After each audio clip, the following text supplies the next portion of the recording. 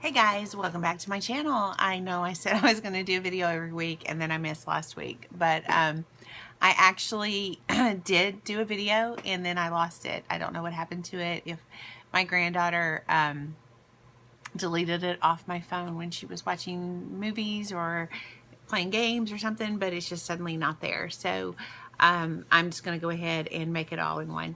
Sorry about that. My arm is itching. About my weigh-in, it sucked both weeks. I am back up to 214, which is crazy, but that's okay. I'm going to keep on keeping on. I've done really well, I thought, with my keto. So this could just be, I do this a lot when I change my way of eating. I can go up a little bit and then I'll finally start going down.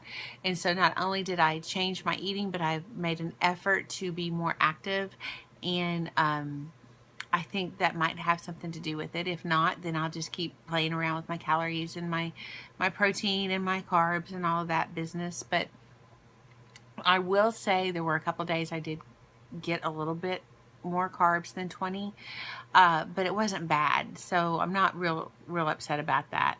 So I'm just going to keep trying, keep moving on, and because that's all I can do. You know, I can't go back and, yeah, I went and I looked back at my diary and everything looks pretty good. So I'm confident that it's either water retention, which even on keto I still get. And it boils down to how much water I drink. And I think I mentioned this in another video. I bought one of these bottles. These are amazing. I love them. They keep my water cold. But I was counting them as 40 ounces. Excuse me. And I wasn't thinking that, you know, the ice that I put in there takes away from that. So that's why I think maybe I'm not quite getting enough water. So I think I'm just going to get an empty jug, fill it up first thing in the morning, like a gallon jug, and that way I can keep a better watch on how much I'm actually drinking. But, you know, other than that, that's the only thing that I really question that I might not be getting right. Now today I did have a few more carbs. I went to Bonheur in Memphis with my granddaughter to have an possible issue checked out. And of course, they said what I've been saying all along, that she's absolutely perfect. So we got good news with that. And we went out to eat at this really nice, really expensive restaurant. And it was really horrible. I mean, it was like, it was bad. And I mean, bad doesn't, honestly, it was the worst restaurant I had ever eaten in my life, and probably 3 times as expensive as most restaurants that we eat at. And so we were so hungry, we got out in the car and all we had was graham crackers of my granddaughter's. So we ended up all kind of devouring graham crackers. So my carbs are going to be a little bit up today, but we did a lot of walking. And there's this place called Shelby Farms, and it was actually at Shelby Farms that this horrible restaurant was. So we walked around there a lot, and just, you know, they have a lot of little trails and stuff. So I'm okay with what carbs I ate today, but I'm going to, you know, keep on what I've been doing, and I still might be playing with my calories a little bit. I think I'd mentioned this before. You know, 1400 is where I was. I never quite get to 1400. So I might lower that cap down to about 12. I couldn't decide between 12 and 13, so I might be doing about 1250 to kind of make that in the middle. But other than that, it's been pretty, you know, pretty uneventful time with my way of eating. I get stuck in ruts. I think I've mentioned that before. Like, I'll go, one morning I'll have, you know, bacon and eggs for breakfast. And I'm like, okay. So the next morning I'll have bacon and eggs for breakfast. And then the next morning I'll have bacon and eggs for breakfast. And I think that also does something else with my weight. You know, when I get in a big rut like that, I think it tends to cause me to stall. So I might be switching things up the next few days. I was looking into some different protein shakes, but I guess because I drank them for 3 solid years every morning for breakfast, some mornings just the thought of a protein shake turns my stomach. It's just, I just can't do it anymore. And I have tried all kinds. I've tried, you know, all the different the low carbs, the high carb, or not high carbs, but moderate carbs. I've tried like even the Beachbody, and just right now, this point in my life, I can't tolerate carbs or the protein. So I don't know. I can do it from time to time, but it's just not something I really, that right now it just doesn't fit into my lifestyle.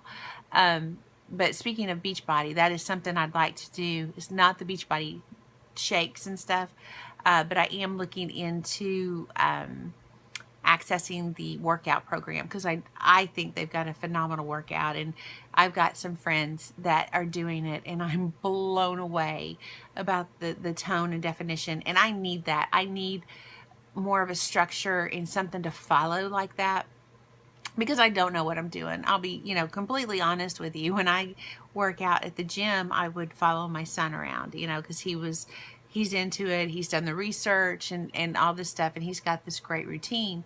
But my husband and I canceled our gym membership because we were wanting to do a home gym. And my husband does have a relatively new job. He started back in February, and he's always been in retail management. And for those of you that have been in retail, especially in the management, it's hard to commit to any kind of workout schedule. So I want to do something that I can do at home, that I'm more comfortable doing at home. And this way, I think this will be a good thing for me. And then I've got people that I can call on to ask questions with, instead of just kind of winging it and watching YouTube videos and nobody to give me any feedback. So I think I'm going to try that, because all I've been really doing is walking, which walking is great exercise, yes. But I want to do more strength and training about my upper body, my thighs, my legs. So that's what I plan on doing, and I'll let you know how that goes for me. I'm not going to, like I said, I'm not going to do the protein shakes, because I have tried them. They're delicious, but right now I can't. I just, the thought of it's kind of turning my stomach a little bit. I cannot do shakes. I do want to thank everybody. I've been having some trouble replying to the comments that were in my video and the messages that I've been getting. Sorry, my cat's in my lap and I do have allergies. Thank you for all the sweet, kind words about my sweet Gracie girl, my little dog that passed away. It's been really hard, and there's sometimes I'll still go to the back door and call for her, first thing in the morning for her to go outside, or sometimes I'll go to open the door to let her back in, and she's not there, and it's really been hard. But I do have it on good authority that Santa, I don't know if I mentioned this before, because like I said, I filmed a video last week, so I'm not sure if I'm repeating myself or what. But I do have it on good authority that Santa is bringing me a new baby for Christmas this year. I'm getting a golden doodle, and I'm so excited. Doodles are just my heart. I love doodles. And I've got a Siberian Husky, or my son does, and he really, really needs a playmate. But he's more his dog, I love him. He's my boy, but that bond is just not there like it was with Gracie. So I'm really excited. The puppies are due October 31st, or well, around Halloween.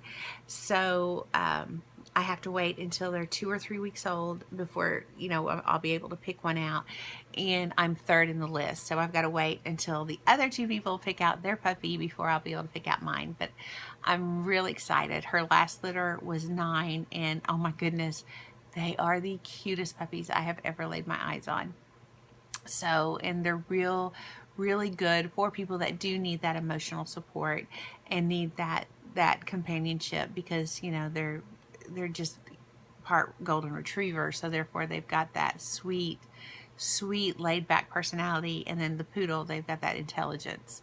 And I am getting a standard, which would be the big one. So I think he's going to be, he or she, I don't know yet, they're going to be 60 to 70-ish pounds. So it'll be a great addition to our family, and we're all really, really excited. I'm going into it. I don't care if it's a boy or girl. I don't care what color the fur is. I'm going in with no expectations whatsoever. The only thing I would like is the semi-curly to curly coat, because I have a husky, like I said, in the house. And so I have enough dog hair around, so I'd like one that sheds just a little bit less than that. So I'm excited about that. I, I I'm ready for the puppy stage again. It's been many years since I have housebroke a puppy before, or because Gracie was 10 and the husky is 4. We got him in 2013. So it's been a long time since I've housebroke a dog. So I'm pretty excited to get all that started again. I probably won't be saying that his first few nights at home, but he's going to be worth it, or she's going to be worth it. I don't know. I do have a list of names. I'll know him I'll know the dog is mine when I meet them. So anyway, I've rambled on like my norm quite a bit. It's just been a busy day, and I've been trying to hurry up and get this video done, and it's already like 9:30 at night. My husband will be home any minute, so I'm going to wrap this up.